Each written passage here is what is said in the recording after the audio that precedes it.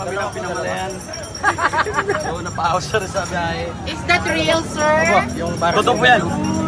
Nagbibenta po siya kasi ilang araw na po doon. May nagpatakbo ng pisko. Ayan sa kuya. Oh my God! Salamat po. Ayun, Nakita po shoutout tayo po kami sa mga kumbaga kung sino po.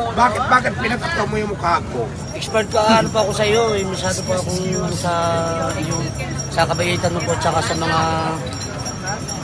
Na-inspired ka sa expert story ko. ng buhay Sa ko. po. Parang ino ko lang po yung buhay ko sa iyo. Pero saan pa kayo galing? Sa Mindoro sa pinamilihan po.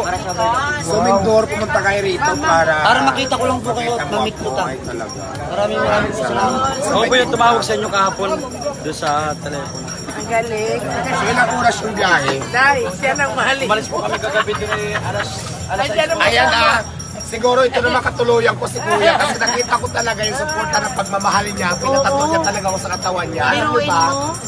Ang hirap ko talaga yung ginawa ni Kuya kasi sobrang sakit niya. Di ba yung pagkakato? Tapos habang buhay niya yan sa katawan. Kaya Tama. shit, Kuya. Hindi ka na mapupura sa isipan niya. Mananatili ka. Kaya nagpapasalamat po ako sa iyo Kuya na nagpakita ng Habang buhay, habang kamatayan yan. Kaya Kaya ang So, sabi ko ayun. na ano sa kanya na laban lang po. Sabi niya pag tumayo pa lang sa kaya ako yung so dahil dyan, magkano pa pumasahe po ng Mindoro? Ikaw na pamasahe, may pinta na ba tayo? Bigyan natin si Kuya ng pumasahe, wala pang pinta yata. Ayan, bibigyan ko si Kuya ng pamasahe niya kasi imagine from Mindoro. Yes, Parang oo. lang dito. Ayan, Ang laki ng effort na ginawa ni Kuya. Ayan, pamasahe mo yan kasi galing Mindoro tapos pakainin mo yung kasama mo. salamat po sa aking pinaka-laban po sa lahat. Habang buhay ko po itong dadalhin para sa kanila po. Kasi habang po ako yung mag-drive, lagi ko po tinatingnan ko. Alam mo guys, yung binigay ko kay Kuya, hindi yun bayad ha. Masasalamat ko lang yun. Siyempre yung effort nila galing pa ng Mindoro para may pamasahe siya at may pagkain sila. Kasi ano sila eh,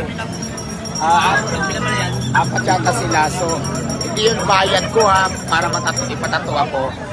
Kung saan ko binigay kay Kuya, kasi nakita ko naman yung effort niya, siyempre yung support niya, kaya ako naman, sa abot lang din na magkakaya ko, bibigyan ko siya bilang isang tulong lang yun para sa pamasahe sa pagkain ng team niya. So maraming salamat sa iyo Kuya. Ingat kayo. So ngayon pakainin mo na lang sila dyan. Diwata, pwede mo nag-request mo. Salamat po. Sana Ayan. kain mo na Bigyan kayo. mo sila ng pagkain. Ayan, apat kayo. 905. Hello, shout out 905. Sir Darren. Sir Darren pa po. Bebe, Sa personal lang. Bata pa siya ako Sir Darren. kain na tayo. Ayan, pakainin mo muna sila. Kain muna kayo. Bigyan mo nga to. Pakainin muna sila. Birthday doon yung ano boss. Birthday niya. Pagkain na sa inyo.